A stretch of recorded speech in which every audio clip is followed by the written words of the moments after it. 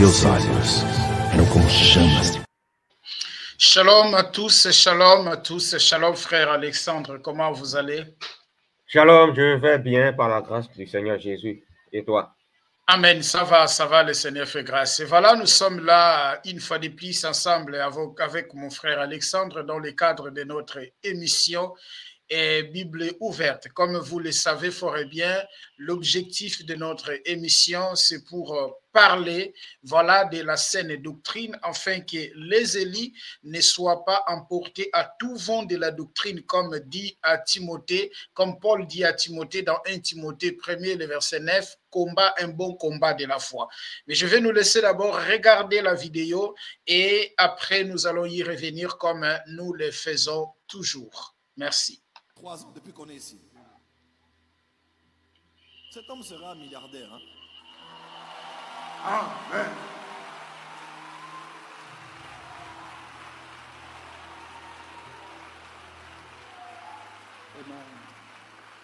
Cet homme, la grâce des milliards, je l'attache à cette église au nom de Jésus. Amen. Je vais vous dire 2, 3 choses seulement que je vois rapidement avant d'enseigner. Levez-vous. Levez-vous s'il vous plaît. Vous êtes diacre, c'est ça? Diacre, ouvrez les mains. Je vois un dossier entre vos mains et sur lequel on a écrit Imani Express S-A-R-L. C'est le nom de ma société. De votre société. Je vois cette société dans les ventes des véhicules, achat de imprimerie et dans beaucoup de choses comme ça. Oui. L'Esprit du Seigneur me dit de vous dire ceci. À la période électorale, à la période préélectorale, vous allez gagner des marchés. Sur le plan de la communication et des impressions. Cette entreprise a voulu faire faillite. Le diable a voulu la mettre à terre. Mais Dieu dit ce soir, je vois une main prendre ce dossier et l'élever sur le plan national. Amen. Au fait, vous êtes un point de contact. Où est votre téléphone?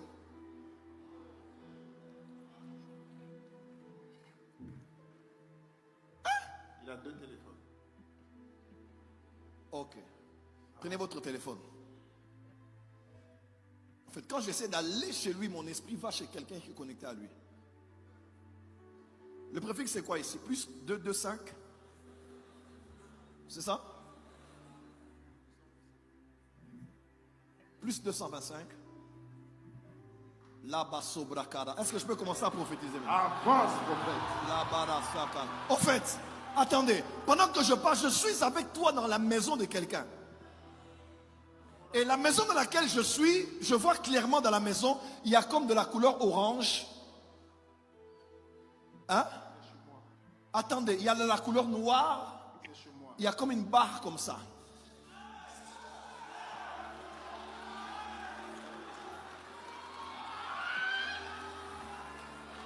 Et je suis avec lui dans cette maison maintenant que je parle. Je vois même sur un mur, on a écrit une phrase. Life is short, live it. Life is short, live it. Wow. C'est un tableau que j'ai fait. Est-ce qu'on peut aller dans la maison maintenant? Avance, prophète. Ce soir, la main de Dieu va dans ta maison. Amen. Ce soir, la main de Dieu entre dans ta maison.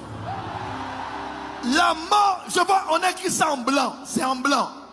Life is short, live it. Oui, le tableau est noir, mais c'est écrit en blanc.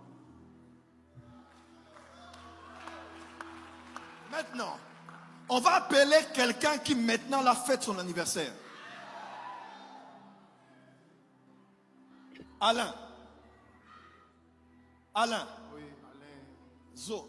Alain Zo, il m'a appelé ce matin. Il m'a dit que c'était son anniversaire. L'anniversaire aujourd'hui. Plus 225 077 930 Marasobra Kabasha 2138. C'est son numéro. Appelle-le.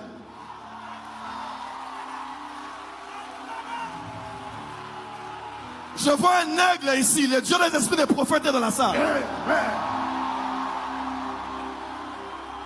Pendant que je parle là, toute la journée, on s'est dit, on sort ou on ne sort pas.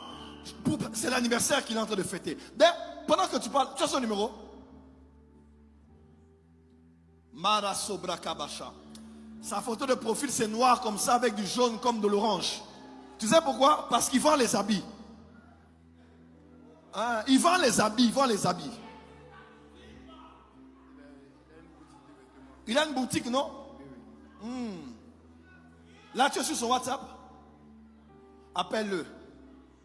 On veut l'empoisonner aujourd'hui.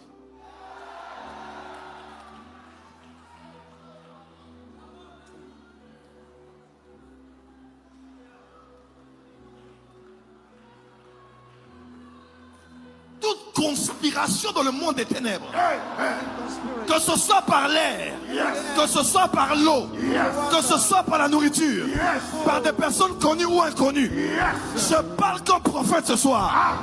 Que ce plan soit démantelé, que ce programme soit démantelé. Toute force qu'on a creusée devant toi puisse Marco Brada marcher. Tu l'as appelé? Appelle-le. Appelle-le. Je le cherche en esprit. S'il est à la maison, il est sorti. Parce que je vois comme dans le monde spirituel la journée, il devait sortir comme rester à la maison. C'est comme... Appelle-le pour voir où il est maintenant. Allô? Yahweh Sabaoth. Mets le haut-parleur. Je suis à l'église. Et ton nom est sorti. Le prophète Joël Tatou est en train de donner un message te concernant par rapport à ce que tu laissais aujourd'hui. Et donc, je t'appelle en direct comme ça. Je suis en face du prophète, au sein de l'église. Actuellement, tu es où? Tu es à la maison. Il y avait un programme de sortie. Tu avais un programme de sortie. Allô? Il est à la maison, c'est l'anniversaire aujourd'hui. Allô? Tu m'entends? Qui est à côté là-bas? Marlène. Marlène à côté, ton épouse. Allô? Massavalo Kaba. Ce soir. Allô? Tu m'entends? Ok. Marlène à côté? Ok. Les yeux de l'Éternel parcourent la terre. Marqué basso braqué maro sava. Attends, pendant que je parle là, je sens l'odeur de quelqu'un qui revient des États-Unis. Fabien.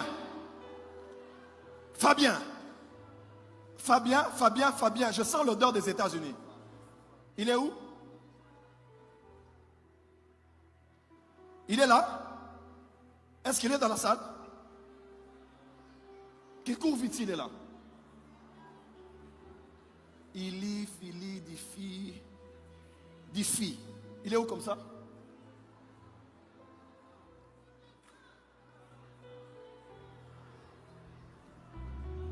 Acclamez pour Fabien. Les bassova kamage. Les praquero mandarabasa. Je te... Ah, ça va. Mais je te vois revenir des États-Unis. Exactement, je suis Tu étais allé en vacances. Exactement, prophète. Tu es arrivé quand? Le 29 janvier. 29 janvier là. Tu étais en vacances, en repos. Exactement, prophète. Ta maman elle est où? Elle est chez mon petit frère Songo. Quand tu dis petit frère, je vois que c'est un pasteur. Exactement, prophète. Il est pasteur de une des églises où ta maman est. Exactement, prophète. Et ta maman prie pour vous. Exactement, prophète. Maintenant, toi, ta voix n'est pas la pastorale. Toi, ta voix, c'est le business. Et c'est de servir ton père. Amen. Tu peux faire la pastorale comme... Mais ce n'est pas le ministère. Toi, c'est l'argent. L'argent. Le mbongo. Ton père est là, tu emmènes papa et maman, tu achètes un jet privé là où tu es. Tu es directeur de cabinet? Exactement. C'est toi? Oui. Toi, tu vas acheter à tes parents une maison à Dallas, au Texas. Toi, tu vas acheter.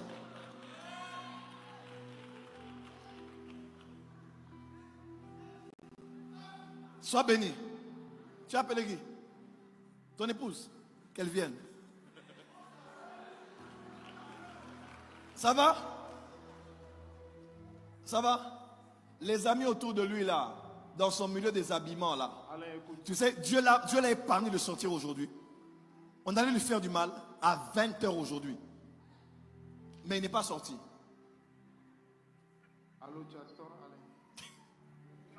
Ton ami est béni. Je fais entrer la prospérité dans sa maison. Et la prospérité dans ses affaires. Que la grâce qui tombe sur lui tombe sur toi. Et voilà, frère, la vidéo est terminée. Bon, je ne sais pas si vous avez un mot rapidement, même pendant quelques secondes, comme ça, je vais, on va avancer. Qu'est-ce que vous en pensez? Voilà, rapidement. Oui, en fait, ce que je veux dire premièrement, c'est que les chrétiens doivent comprendre dans quel temps nous sommes. Les chrétiens doivent comprendre que plus le temps va passer, plus le diable va développer toutes sortes de stratégies de séduction. Voilà, beaucoup sont séduits aujourd'hui. Voilà, on voit le peuple, comment le peuple aime ce genre de faux prophètes-là. Le peuple est content. Le peuple est séduit. Et nous le voyons dans la parole. Voilà, quand nous lisons Jérémie 5, verset 31, qui dit, Jérémie chapitre 5, verset 31 dit, les prophètes prophétisent avec fausseté. Les sacrificateurs dominent sous leur conduite. Et mon peuple prend plaisir à cela. Que ferez-vous à la fin? Donc, c'est le Seigneur ici qui dénonce voilà, les fausses prophéties. Les fausses prophéties, les faux prophètes qui séduisent le peuple. Oui. Et l'Éternel Dieu dit, mon peuple prend plaisir à cela. C'est exactement ce que nous voyons dans cette vidéo. Voilà, le peuple est content. Le peuple dit, avance prophète, avance prophète. Le peuple est en train de dire aux soi-disant prophètes de prophétiser. Mais voilà. Est-ce qu'on prophétise par notre propre volonté ou par le Saint-Esprit? Voilà. Nous allons voir dans la parole, dans 2 Pierre chapitre 1, si tu peux afficher ça, s'il te plaît. 2 Pierre chapitre 1, verset 21. 2 Pierre 1, 21. Voilà. Parce que dans beaucoup d'églises, l'homme qui se dit prophète dit au peuple, est-ce que je peux prophétiser qu'en aille prophétie, ou le peuple dit, avance prophète, prophétise. Nous allons voir ce que la Bible dit dans 2 Pierre. 2 Pierre 1, 21, car ce n'est pas par une volonté d'homme qu'une prophétie a jamais été apportée, mais c'est poussé par le Saint-Esprit que les hommes ont parlé de la part de Dieu. Voilà, la Bible dit, ce n'est pas par une volonté d'homme qu'une prophétie a jamais été apportée. Donc, on ne prophétise pas parce qu'on veut prophétiser. On veut parler, voilà. Mais on prophétise parce qu'on est poussé par le Saint-Esprit. On prophétise parce qu'on est poussé par le Saint-Esprit, l'Esprit de Dieu. Voilà. C'est poussé par le Saint-Esprit que des hommes dans la Bible ont parlé de la part de Dieu. Tous les prophètes de l'Éternel, tous les véritables prophètes de l'Éternel, Dieu, dans la Bible, ont prophétisé par le Saint-Esprit, c'est-à-dire en étant poussés par le Saint-Esprit. Voilà. On ne prophétise pas parce qu'on veut prophétiser. On ne prophétise pas parce qu'on a envie de prophétiser. De prophétiser. Voilà. Donc, déjà là, les églises diaboliques du siècle présent sont en dehors de la volonté de Dieu. Parce que dans les églises de Satan, voilà, les gens disent à la personne qui prophétise, prophétise, avance, prophète, avance, prophète. Et ce genre de choses-là, c'est souvent chez les Africains qu'on voit ça. C'est souvent chez les Africains qu'on voit ce genre de bêtises. Malheureusement, c'est grave en fait. Voilà. Ah oui, c'est ça. Et en plus, dans Éphésiens 2, verset 20, la Bible nous dit que nous avons été édifiés sur le fondement des apôtres et des prophètes. Jésus-Christ lui-même étant la pierre angulaire. Donc, la prophétie est là pour... toute prophétie venant de Dieu doit se centrer sur Jésus. Voilà. Parce que les prophètes sont là pour parler de la repentance, pour appeler le peuple à la repentance, afin que le peuple marche selon le caractère de Christ. Parce que la prophétie est là, pas pour faire plaisir à notre chair, mais pour nous révéler les mystères du Seigneur, c'est-à-dire ce que le Seigneur attend. Parce que le but de notre vie chrétienne, c'est de ressembler à Christ. Voilà. Exactement. C'est ça en fait.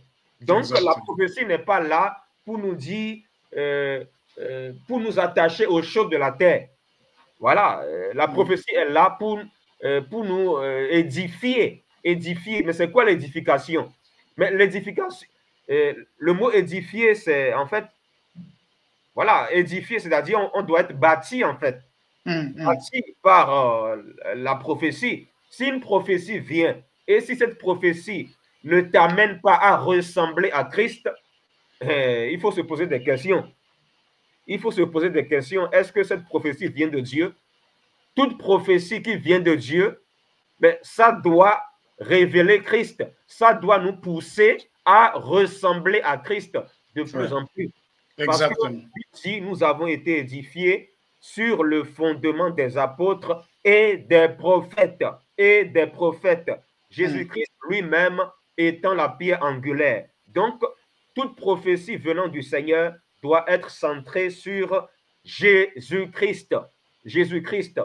Voilà. Si une prophétie n'est pas centrée sur Jésus-Christ, c'est que cette prophétie n'est pas de Dieu. Ce n'est pas de Dieu. Voilà. Soyons éveillés parce que le Seigneur Jésus-Christ dans Matthieu 24, verset 11, nous avait prévenu que plusieurs faux prophètes s'élèveront. Matthieu 24, verset 11. Plusieurs faux prophètes s'élèveront et ils séduiront de gens. Et c'est ce que nous voyons. Beaucoup sont séduits par de faux prophètes. La séduction. Vous savez, le diable, Satan, le diable, c'est quelqu'un qui se déguise en ange de lumière pour tromper. Comme nous le dit dans Corinthiens chapitre 11, verset 13-14.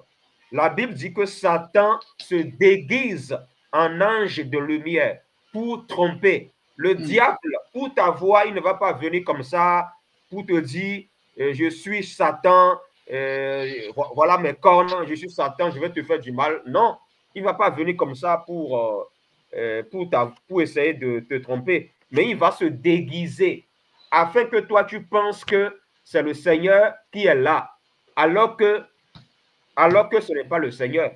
Exactement. C'est de la tromperie, c'est de la séduction, la ruse, tout simplement. Voilà. Donc, peuple de Dieu, fuyez cet homme, Joël Francis Tatou, parce que cet homme ne sait pas le Seigneur. Voilà. Il ne sait pas le Seigneur. Ce n'est pas un prophète de l'Éternel. Ce n'est pas un prophète de Dieu. Voilà. Comprenons que la prophétie est là pour nous bâtir. La prophétie est là pour forger en nous le caractère de Christ, afin que nous nous préparons pour l'enlèvement de l'Église. La prophétie n'est pas là pour nous distraire. La prophétie n'est pas là pour nous attacher aux voitures, au mariage, aux choses de la terre. parce que le Seigneur a dit que nous devons nous attacher aux choses d'en haut. Voilà. Même si le Seigneur veut nous donner quelque chose, mais ça doit être dans le but de lui rendre gloire. Voilà. Et les prophètes dans la Bible, mais ils parlaient de la repentance. Voilà. Les prophètes dans la Bible, ils mettaient l'accent sur la repentance. Voilà. Ils disaient au peuple, revenez à l'Éternel, revenez à l'Éternel. Tous les prophètes que Dieu a envoyés dans la Bible, c'était dans le but de dire au peuple de revenir à Dieu, de se repentir, d'abandonner le péché, de renoncer à eux-mêmes et de revenir à la parole de l'Éternel. Exactement. C'est ça en fait. Les prophètes étaient envoyés pour ça, pour ramener le peuple au Seigneur. Les prophètes dans la Bible étaient envoyés pour ramener le peuple au Seigneur Jésus-Christ, à Dieu tout simplement. Donc, les prophètes de cette génération-là, qui ne parlent jamais de repentance, ils ne dénoncent jamais le péché. Il faut comprendre que ces prophètes ne sont pas de Dieu. Parce que un véritable prophète de l'Éternel, un véritable prophète de Dieu, doit dénoncer le péché, doit parler de repentance, la sanctification, doit préparer le peuple de Dieu pour l'enlèvement de l'Église qui arrive bientôt. C'est ça en fait. Mais le diable, qu'est-ce qu'il cherche à faire? Satan, le diable, comme il sait que l'homme aime les choses de la terre, l'homme veut réussir, l'homme veut avoir les voitures, le mariage, le travail, l'argent. Comme Satan sait cela, Satan va envoyer ces faux prophètes pour prêcher ces choses aux gens, afin que les gens soient séduits et ratent le ciel par la suite.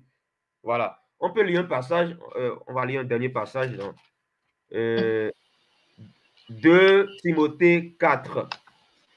2 Timothée 4, le verset 3, verset 3 à 4. Verset 3 à 4. 2 Timothée 4, verset 3 à 4. Voilà. Je lis. Car il viendra un temps où les hommes ne supporteront pas la saine doctrine, mais ayant la démangeaison d'entendre des choses agréables, ils se donneront une foule de docteurs selon leur propre désir, détourneront l'oreille de la vérité et se tourneront vers les fables. Voilà. Les gens aujourd'hui ont la démangeaison d'entendre la sainte doctrine. Voilà. Ils ont la démangeaison. Il y aura des gens qui vont peut-être tomber sur cette vidéo et ils ne vont pas aimer la vidéo. Ils ne vont pas aimer cela parce qu'ils vont se dire, oh, c'est encore les mêmes choses. Voilà, voilà. Voilà, c'est ça. Aime l'argent. Quelqu'un qui aime l'argent, par exemple, il va chercher un prophète qui prêche l'argent afin que sa chair soit satisfaite. Mais à la fin, là, ce serait l'enfer. Parce que si tu veux satisfaire ta chair, ton âme est dans la perdition. Ton âme va mourir. Et à la fin, c'est l'enfer, malheureusement. Donc, voilà pourquoi nous ne devons pas rechercher des messages qui vont faire plaisir à notre chair. Mais nous devons rechercher des messages des messages du Seigneur qui crucifient de plus en plus notre chair. Afin que l'Esprit du Seigneur puisse vivre en nous. Parce que l'apôtre Paul a dit dans Galates 2, verset 20, ce n'est plus moi qui vis, mais c'est Christ qui vit en moi. Voilà, Christ qui vit en moi. Mais est-ce que Christ vit réellement en nous? Dans la plupart des chrétiens de ce siècle, non. Voilà, les gens crient dans les églises, les gens font du bruit, mais quand tu vois leur vie, leurs enseignements, il n'y a pas la parole vivante. Voilà.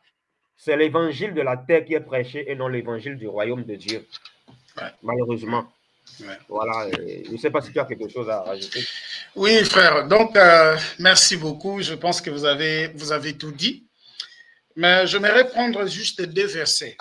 On va prendre 1 Corinthiens chapitre 14, les versets 1er jusqu'au verset 3e. Parce que dans 1 Corinthiens chapitre 14, le verset 1er jusqu'au verset 3e, on nous montre l'objectif en fait de la prophétie. À quoi sert la prophétie? À quoi sert la prophétie? Parce que quand les gens prophétisent, comme Joël Tatou, tu vas voyager, tu seras millionnaire, tu achèteras les jets pour ton père et ta mère, et tu vas acheter une maison pour voilà, ta maman à Dallas. En fait, je me demande, ça édifie l'Église en quoi? Je me pose la même question. Voilà, ça édifie l'Église en quoi? Parce que nous ne pouvons pas, Dieu ne se contredit pas à sa propre parole. Il est derrière sa parole. Écoutez ce que la Bible dit. Dans 1 Corinthiens 14, recherchez la charité, aspirez aussi aux dons spirituels, mais surtout à celui des prophéties. En effet, celui qui parle en langue ne parle pas aux hommes, mais à Dieu, car personne ne le comprend. Et c'est en esprit qu'il dit des mystères. Celui qui prophétise, au contraire, parle aux hommes. On dit quoi? L'édifie, l'exhorte, les console. Donc celui qui prophétise, la prophétie qui vient du Seigneur, a pour objectif d'édifier l'Église. Édifier l'Église maintenant. Tu vas acheter la maison pour ta maman. Tu vas acheter le jet pour ta maman. Tu seras millionnaire. Je suis entré dans ta maison. J'arrive dans ta maison. Je vois un tableau qui est écrit, je ne sais pas le nom là qu'il a dit là. Ça édifie l'Église en quoi même? Et vous verrez les chrétiens, comme vous venez de dire, c'est ça que les chrétiens aiment. Les gens sont contents. Parce que ça, c'est un spectacle. Les gens sont contents dans ces spectacles. Mais ça vous édifie en quoi? Ça vous portera quoi? Or, l'objectif de la prophétie qui vient du Seigneur est là pour édifier. C'est ça. Construire, le terme utilisé en grec, c'est oikodome, le fait de construire. Ça doit construire votre foi. Mais la foi là qui va être construite, est-ce que c'est pour le matériel? La prophétie doit vous exhorter, mais ça vous exhorte en quoi? Et les prophéties doivent vous consoler. Quand on vous dit tu vas voyager, quand on vous dit tu seras un directeur, quand on vous dit, mais ça édifie l'Église en quoi en fait? C'est ça que je me posais la question. Et ce qui m'a fait étonner aussi que Dieu va oublier les préfixes du pays. Quel est votre préfixe ici? C'est compliqué. Donc Dieu a oublié les pays où son prophète est, entre guillemets, et il va donner le message. Dieu va oublier les préfixes du pays et il va demander. Oh, Dieu connaît tout. Et je peux prophétiser. Je pense que vous l'avez déjà dit. Mais il y a les gens qui vont dire, non, non, mes frères, vous aussi, parce que c'est comme vous avez dit, il y aura toujours les gens qui viendront pour dire du n'importe quoi, voilà, c'est normal en fait. Mais vous, il a dit des choses qui sont vraies, c'est vrai, mais attention, mes chers frères et sœurs, vous savez, j'avais fait un enseignement, j'avais parlé sur les 3 sources d'inspiration de la prophétie. Parce que c'est quoi la prophétie en fait? La prophétie, c'est le fait de parler sous l'inspiration de l'esprit. C'est le fait de parler sous l'inspiration de l'esprit. Or, à ce qui concerne l'inspiration de l'esprit ou le monde spirituel, nous devons faire très attention parce que dans le monde spirituel, il n'y a pas que Dieu qui parle. Dans le monde spirituel, il y a aussi les démons qui parlent. Il y a aussi les esprits des morts qui parlent. On a l'exemple dans Deutéronome, oui, où Dieu dit que je ne permets pas que quelqu'un au milieu de vous va interroger interroger les morts. Parce que les morts aussi, les esprits des morts aussi peuvent parler. Les esprits des morts aussi peuvent donner les messages. Les diables aussi parlent. Et Dieu aussi parle. C'est pour cela que nous devons faire très attention. Et il y a aussi la prophétie qui vient de la pensée humaine. Je crois que vous avez donné au début Jérémie 23, je crois le verset 5, quelque chose comme ça. J'ai oublié le verset 5. Jérémie 5, verset 31. Très bien. Jérémie 5, verset 31. Aussi, vous pouvez aussi le trouver dans Jérémie chapitre 14, le verset 14 à 15. Je les prendrai à la fin. Merci Seigneur. Je les prendrai à la fin. Il y a la prophétie aussi qui vient de la volonté de l'homme. Voilà, le Seigneur ne lui a pas dit, mais lui-même, il commence à dire. Donc, il y a 3 sources d'inspiration de la prophétie. Il y a la prophétie qui vient de Dieu, il y a la prophétie qui vient des esprits impurs, des esprits des démons, les esprits des morts, de Satan lui-même aussi. Il y a des prophéties qui viennent aussi des pensées humaines. On ne va pas développer tout ça, sinon nous allons rester longtemps. Mais pour un exemple clair pour cela, nous sommes dans le livre des Actes, chapitre 16, frères, le verset 16 jusqu'au verset même 20e ou 19e, comme ça. Je vais prendre ça. Il est écrit ceci. Comme nous allions au lieu de prière, une servante qui avait un esprit de python et qui, en devinant, procurait un grand profit à ses maîtres, enfin vint au devant de nous et s'est mis à nous suivre, Paul et nous. Elle criait: ces hommes sont les serviteurs du Dieu très haut, et ils vous annoncent la voie du salut. Une question que je me pose, ce que cette dame avait dit, c'était fausse? Non, c'est vrai. vrai. Voilà, ce que dame a dit, voilà frère, la personne qui avait l'esprit de Python a dit des choses qui étaient vraies. Parce que lorsque vous lisez Actes chapitre 9, vous verrez la mission de Paul. Vous verrez la mission de Paul. Paul, c'est un homme de Dieu. Sa mission, c'est porter l'éclairage là où il y a les ténèbres. Porter le salut là où il y a les ténèbres. C'est ça sa mission. Donc, elle avait dit des choses qui sont vraies. Mais écoutez maintenant, Paul, parce que Paul n'était pas un sentimentaliste comme nous. Écoutez, elle fit cela pendant plusieurs jours. Paul, fatigué, se retournant et dit à l'esprit: je t'ordonne au nom de Jésus-Christ de sortir d'elle. Quoi qu'elle a dit la vérité, quoi qu'elle a dit les choses qui sont réelles, mais Paul n'a pas été entraîné dans ces sentiments-là parce qu'il a dit des choses vraies. Mais Paul a discerné l'esprit qui parlait. Et c'est ça qui manque aujourd'hui. Les chrétiens ne discernent pas l'esprit qui parle dans l'homme de Dieu.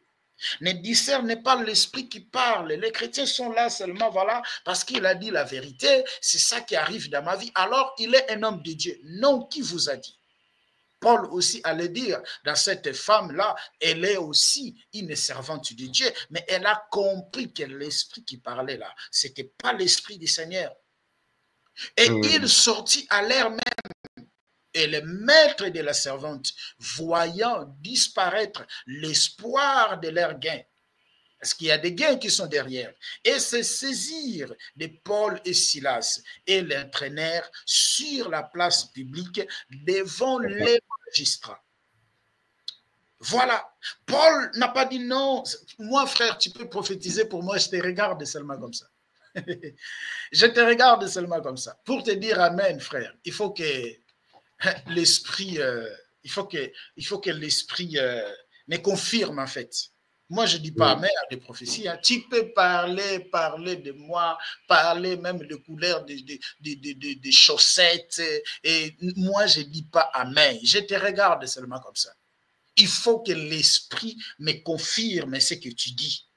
Si l'Esprit ne me confirme pas, je ne dis pas. Raison par laquelle dans 1 Thessaloniciens chapitre 5, les versets 20 jusqu'au verset, je crois, 21, on va les prendre, où on dit « Ne méprisez pas les prophéties, mais plutôt examinez les prophéties. » Vous comprenez, frère? Voilà. Nous ne pouvons pas mépriser les prophéties, mais examiner les prophéties. Est-ce que je crois, est-ce que ça, voilà, c'est ça. Oui, c'est ça. Voilà. On dit, ne méprisez pas les prophéties, mais examinez toutes choses, retenez ce qui est bon et abstenez-vous de toute espèce de mal. Pourquoi nous devons examiner la prophétie? Parce qu'il y a 3 sources d'inspiration de la prophétie. Il y a la prophétie qui peut venir du diable. Et quand tu dis amen à une prophétie qui vient du diable, tu es en train de donner en fait, tu es en train de donner la gloire à cet esprit-là qui parle. Tu donnes la gloire à cet esprit-là qui parle. Et quand tu donnes la gloire à cet esprit-là qui parle, automatiquement, tu es en train de mépriser ton Seigneur. Parce que le problème qu'on a aujourd'hui, frère, mon frère, si nous faisons toujours ces émissions, voilà, de contre-vérité, parce qu'on a un problème en fait. Le problème qu'on a, c'est le problème de l'adoration. Le problème qu'on a, c'est le problème de l'adoration. On a Dieu veut que les gens puissent l'adorer.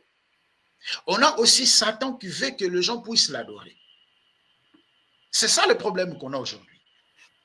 Dieu veut que les hommes puissent lui donner gloire qu'il mérite. Et le diable aussi veut aussi prendre, voilà, veut aussi cette gloire-là. Raison par laquelle, quand il a été chassé au ciel, il est venu dans le jardin pour séduire l'homme, afin que l'homme puisse l'adorer. Raison par laquelle, lorsque vous lisez Luc chapitre 4, les versets 4, 5, 6, lorsqu'il a tenté Yehoshua, il a dit, si tu te prosternes devant moi, je te donnerai cet royaume. Parce qu'elle m'a été donnée et je le donne à celui que je veux. Donc, lui aussi, il a besoin qu'il soit adoré. Notre Dieu aussi a besoin qu'il soit adoré. Mais le diable est en train d'être adoré aujourd'hui. Adorer le diable, ce n'est pas seulement aller toucher les fétiches, je ne sais pas, non. Mais être d'accord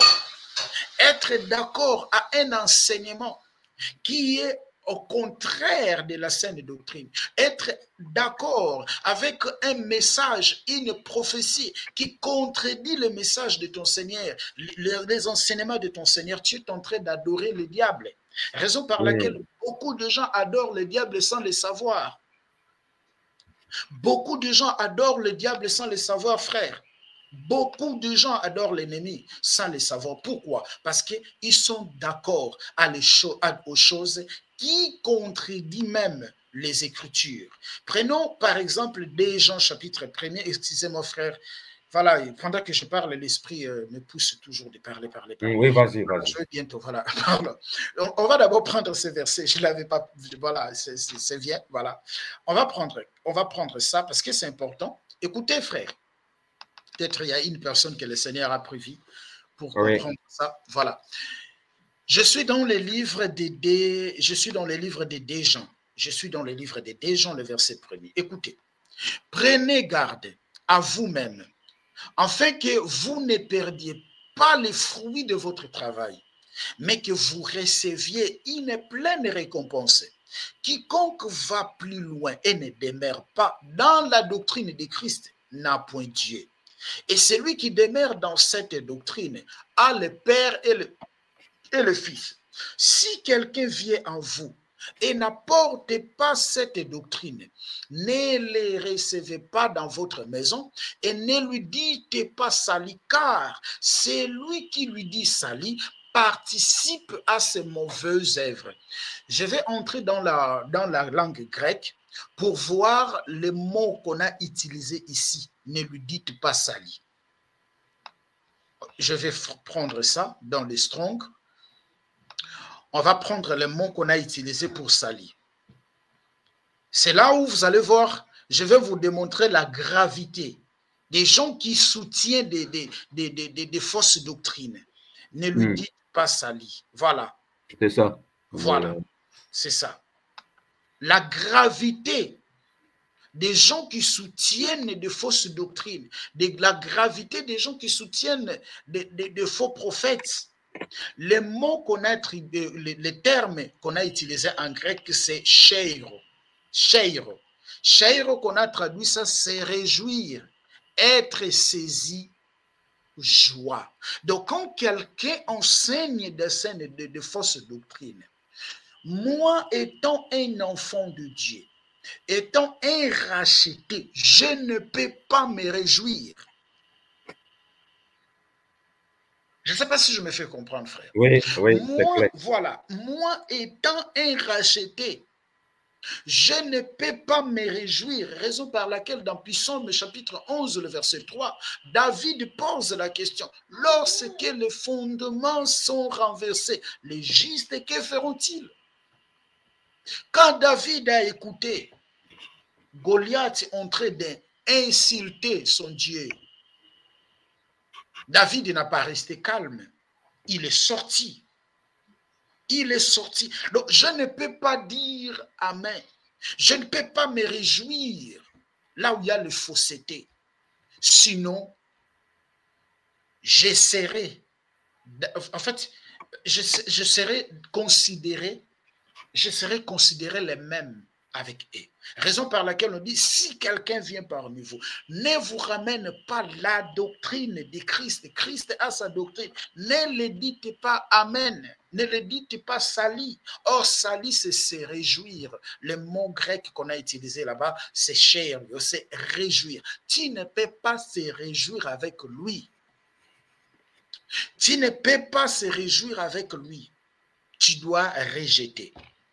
Pour terminer, frère, pour ne pas prendre beaucoup de temps, voilà, parce qu'il y a toujours des versets qui coulent dans mon esprit. On va prendre Jérémie chapitre 14, le verset 14 à 15. Je crois qu'on a déjà passé même les temps prévus. Ben, c'est poussé par l'esprit.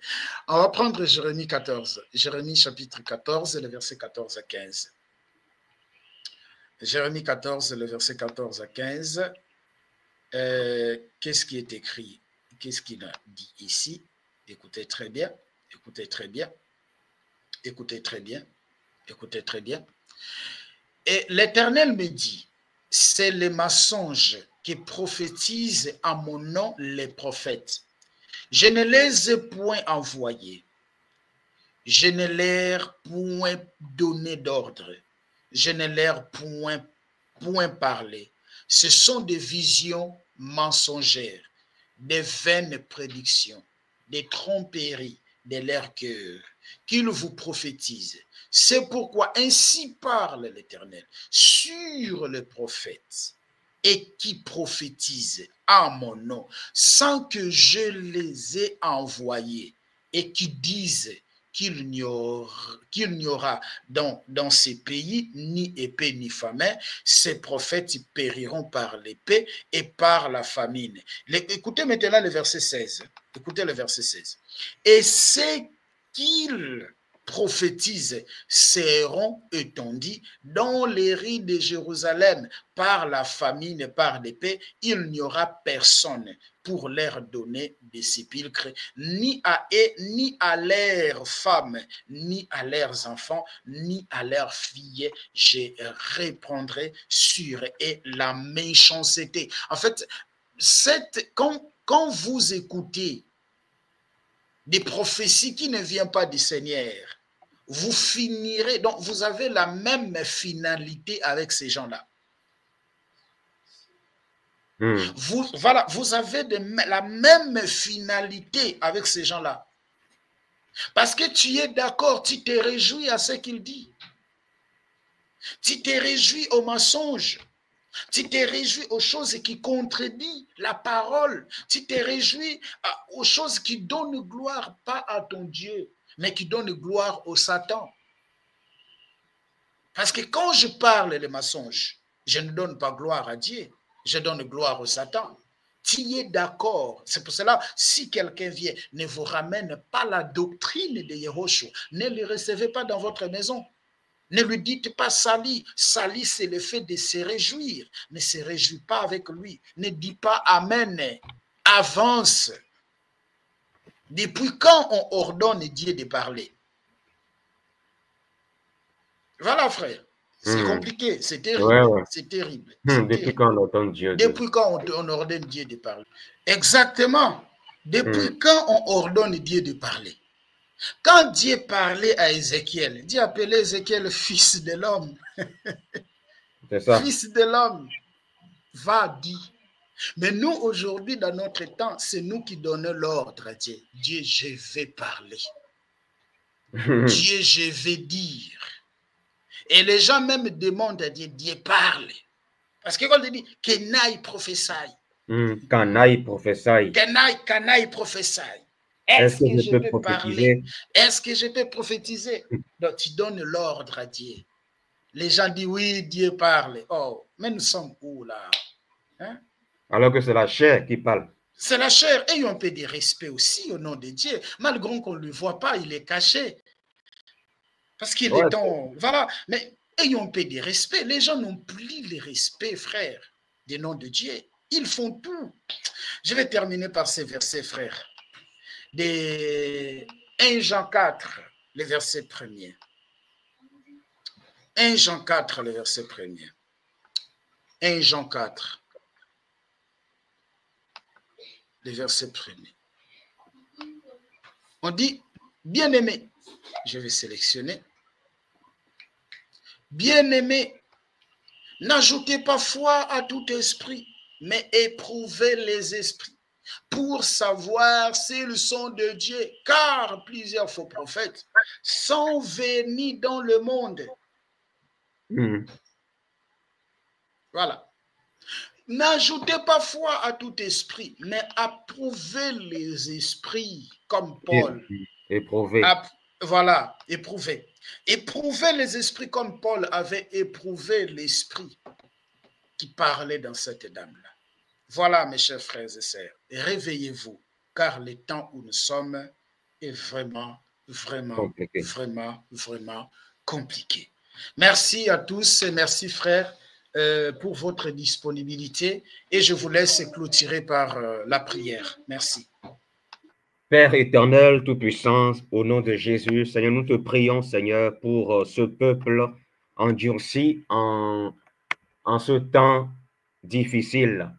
Seigneur, touche les cœurs, Seigneur éternel tout-puissant. Tu reviens bientôt pour chercher ton Église et très peu iront au ciel parce que les gens n'ont pas encore compris, Seigneur, les gens n'ont pas encore compris que le chemin pour aller au ciel est étroit et resserré. Mais le chemin qui mène en enfer est très large. Seigneur, Père éternel, je te demande de toucher les cœurs, que toute personne qui tombera sur cette vidéo soit éclairée, délivrée des pièges de Satan au nom de Jésus-Christ. Père éternel, roi des rois, Seigneur, garde-nous, protège-nous pour la gloire de ton nom. Amen.